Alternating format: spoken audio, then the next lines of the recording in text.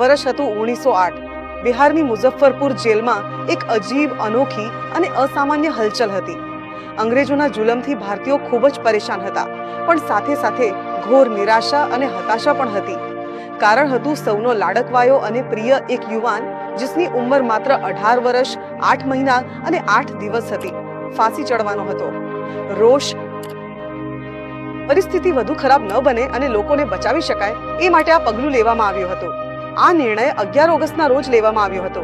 એ દિવસે સમગ્ર વિસ્તારમાં શોકની લહેર પ્રસરી ગઈ હતી અને લોકોમાં દુઃખ અને ચિંતાનો માહોલ છવાઈ ગયો હતો। ઘણા દિવસો સુધી સ્કૂલ કોલેજ બધું બંધ રહ્યું, કારણ કે દેશનો વીર સપૂત ખુદીરામ બોઝ શહીદ થઈ ગયો હતો। એકવાર વિદાય રહેમા ભૂરે આશી આશી આશી પર બફા।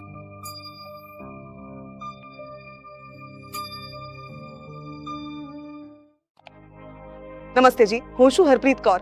વિચાર કરો, જરા કલ્પના કરો કે શું ગજરતી હશે એક 9મીમાં અભ્યાસ કરતા વિદ્યાર્થી પર જ્યારે તે પોતાના સામે પોતાના લોકોને ગુલામીની બીડીઓમાં જોઈ રહ્યો હશે। દરેક તરફ અંગ્રેજી સામ્રાજ્યવાદ સામેના નારા લગાવી રહ્યા હતા। આઝાદીની જ એ સમયગાળો જ્યારે દેશના લોકો પોતાના હક માટે લડી રહ્યા હતા। એ સમયગાળો જ્યારે દરેકના દિલમાં સ્વતંત્રતાની જ્વાળા સળગી રહી હતી। એ સમયગાળો જ્યારે યુવાન, વૃદ્ધ, સ્ત્રી અને બાળક દરેક વ્યક્તિ દેશને આઝાદ કરાવવાના સપના જોઈ રહ્યો હતો। રિવોલ્યુશનરી પાર્ટીના સભ્ય બની ગયા અને વંદે માતરમ પેમ્ફલેટ વિતરણમાં મહત્વપૂર્ણ ભૂમિકા ભજવવા લાગ્યા।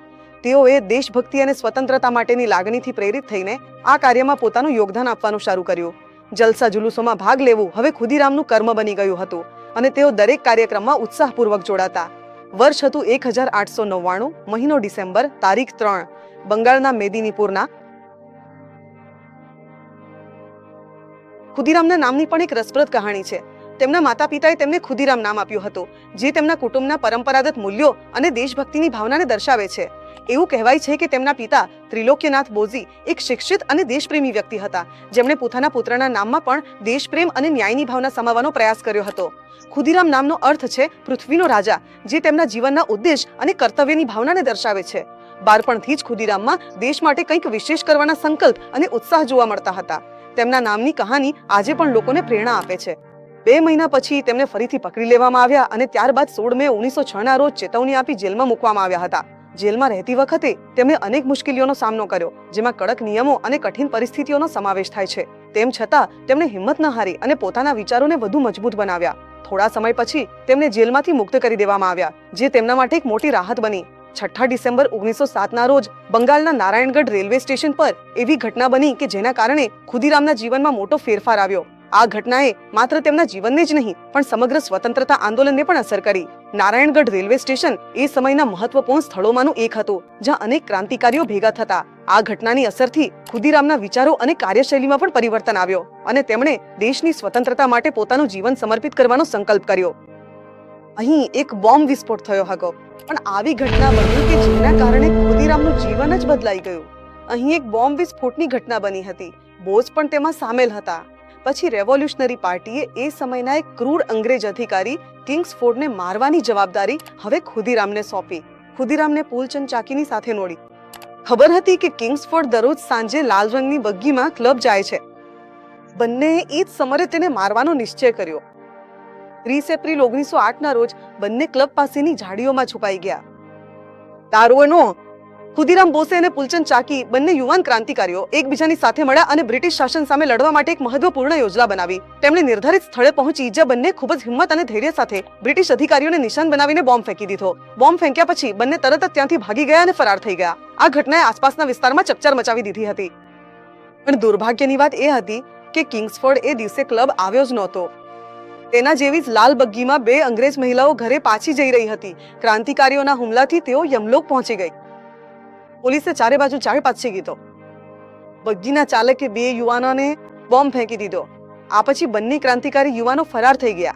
પણ દુર્ભાગ્યની વાત એ હતી કે કિંગ્સફોર્ડ એ દિવસે ક્લબમાં આવ્યો જ નહોતો, એટલે કે જે વ્યક્તિને નિશાન બનાવવાનો પ્રયાસ કરવામાં આવ્યો હતો તે ત્યાં હાજર જ નહોતો। તેના જેવી જ લાલ રંગની બગ્ગીમાં 2 અંગ્રેજ મહિલાઓ ઘરે પાછી જઈ રહી હતી અને દુર્ભાગ્યવશ ક્રાંતિકારીઓના હુમલાથી તેઓ યમલોક પહોંચી રહી। પ્રફુલ્લ સતત 24 કલાક સુધી ભાગીને અંતે સમસ્તીપુર પહોંચ્યા અને ત્યાંથી કોલકાતા જતી ટ્રેનમાં બેઠા। એ ટ્રેનના ડબ્બામાં એક પોલીસ અધિકારી પણ હાજર હતો। પ્રફુલ્લની અવ્યવસ્થિત, થાકેલી અને શંકાસ્પદ હાલત જોઈને તેને શંકા ગઈ। મુકામા પોલીસ સ્ટેશન પર તેને પ્રફુલ્લને પકડી લીધો। પોલીસથી ઘેરાયેલા જોઈને ખુદીરામ બોઝના સાથી પ્રફુલ્લકુમાર ચાકીએ તો પોતાને ગોળી મારીને પોતાની શહાદત આપી દીધી. અહીં ખુદીરામ થાકી ગયા અને એક દુકાન પર કંઈક ખાવા માટે બેઠા. ત્યાં લોકો રાખની ઘટનાની ચર્ચા કરી રહ્યા હતા કે 2 મહિલાઓ મારાઈ ગઈ હતી. આ સાંભળીને ખુદીરામના મોઢેથી નીકળી ગયું, તો શું બચી ગયા? આ સાંભળીને લોકોને શંકા આવી ગઈ અને તેમણે તેને પોલીસથી ઘેરાયેલા જોઈને ખુદીરામ બોઝના સાથી પ્રફુલ્લકુમાર ચાકીએ તો પોતાને ગોળી મારીને પોતાની શહાદત આપી દીધી. અહીં ખુદીરામ થાકી ગયા અને એક દુકાન પર કંઈક ખાવા માટે બેઠા. ત્યાં લોકો રાતની ઘટનાની ચર્ચા કરી રહ્યા હતા કે ત્યાં 2 મહિલાઓ અને પછી સુનાવણી ચાલી. જજ અદાલતમાં સજા સંભળાવવાના પહેલા જ્યારે ખુદીરામને પૂછવામાં આવ્યું કે શું તું ફાંસીની સજાનો અર્થ જાણે છે, ત્યારે તેમણે કહ્યું કે સજા અને મને બચાવવાની. અને સુનાવણી ચાલી.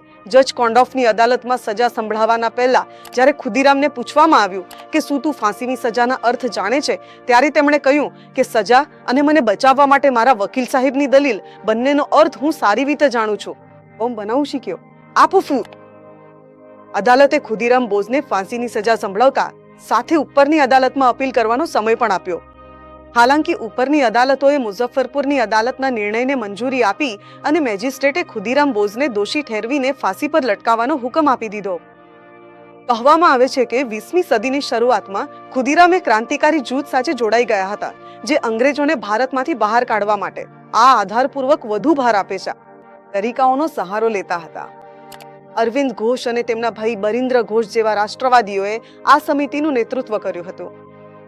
અહીં ખુદીરામ સંપૂર્ણ રીતે બ્રિટિશ વિરોધી પ્રવૃત્તિઓમાં સામેલ થઈ ગયા હતા. તેમણે આનંદપૂર્વક અને નિર્ભયતાપૂર્વક ખુદીરામ બોઝ ફાંસીના તખ્તાની તરફ ધીરે ધીરે આગળ વધી રહ્યો હતો. તેના ચહેરા પર અદ્ભુત શાંતિ અને આત્મવિશ્વાસ ઝળહળી રહ્યો હતો. જેલના અધિકારીઓને લાગ્યું કે આ યુવાન કદાચ ડરી જશે, રડી પડશે અથવા માફી માંગશે, પણ માત્ર 18 વર્ષના ખુદીરામે એવું કંઈ કર્યું નહીં. તેણે હસતા હસતા દેશના નામે પોતાનું બલિદાન આપ્યું. તેની આ બહાદુરી અને નિર્ભયતા દરેકને આશ્ચર્યમાં મૂકી ગઈ. આ તો મેજિસ્ટ્રેટના જ શબ્દો હતા કે ખુદીરામ બોઝ એક સિંહના બચ્ચા જેવી નિર્ભયતા સાથે ફાંસીના તખ્તા તરફ ગયો. નિર્ભયતાપૂર્વક ખુદીરામ ફાંસીના તખ્તાની તરફ આગળ વધી રહ્યો હતો. જેલના અધિકારીઓને લાગ્યું કે યુવાન રડશે અને માફી માંગશે, પણ 18 વર્ષીય ખુદીરામ બોઝ હસતા હસતા દેશના નામે બલિદાન થઈ ગયા. આ તો મેજિસ્ટ્રેટના જ શબ્દો હતા કે ખુદીરામ બોઝ એ માટે પોતાની જાન નિછાવર કરી દીધી. આર્ય સમાજ આવા મહાન વીર ક્રાંતિકારીના બલિદાનને શત શત નમન કરે છે.